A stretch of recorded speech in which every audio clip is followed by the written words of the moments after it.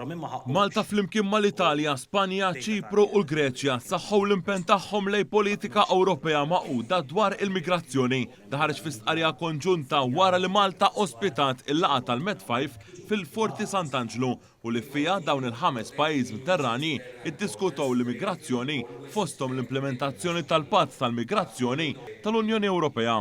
Magħhom ingħaqad ukoll il-Kummissarju Ewropew għall-Migrazzjoni u rappreżentant tal-Gvern Daniż hekk kif bħalissa dan il-pajjiż għandu l-Presidenza tal-Kunsill tal-Ministri tal-Unjoni Ewropea. Dawn ikkonfermaw l-appoġġ tagħhom għall Patt Ewropew dwar il-migrazzjoni u l-ażil li għandu issaħħaħ is-solidarjetà waqt li jissimplifika l-proċeduri tal-ażil u jsaħħaħ il-fruntieri. Huma nsistow li l-mekkaniżmu ta' solidarjetà għandu jkun effettiv u jagħti l-għajnuna meħtieġa lill-istati taħt pressjoni waqt li sostnew fuq l-importanza ta' aktar kooperazzjoni ma' pajjiżi ta' oriġini u transitu biex jitnaqsu il-wasliet irregolari u jiżdiedu ir-ritorni ta' dawk li m'għandhomx dritt jibqgħu. Huma enfasizzaw ukoll il-bżonn li jiġi miġġieled it-traffikar uman.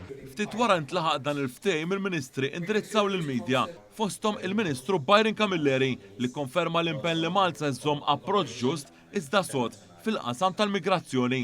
Il-Ministru stqar li tnaqqis ta' madwar 90% fil-wasliet irrappurtati fl-aħħar snin huwa dovut għal politika aktar stretta u kooperazzjoni aktar b'saħħitha mal-Libja dan filwaqt li 3/4 tal-immigranti li waslu f'pajjiżna diġà ġew ripatrijati. Investejna ħafna f'sistema ġusta illi taħseb illi min verament ħaqqu minn verament refuġjat jingħata l-assistenza kollha bħala refuġjat.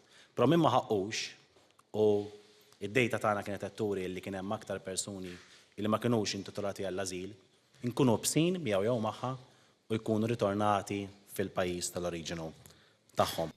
Il-Kummissarju Ewropew Manjus Brunner ammetta li l-patt mhux perfett iżda qal li fl-aħħar mill-aħħar se jippermetti lill-Unjoni tikkontrolla min jidħol u jnaqqas l-immigrazzjoni illegali. Dawn il-miżuri kollha flimkien se jnaqsu il-crossings illegali u flimkien se nipprevenu l-abbuż tas-sistema tal-ażil tagħna.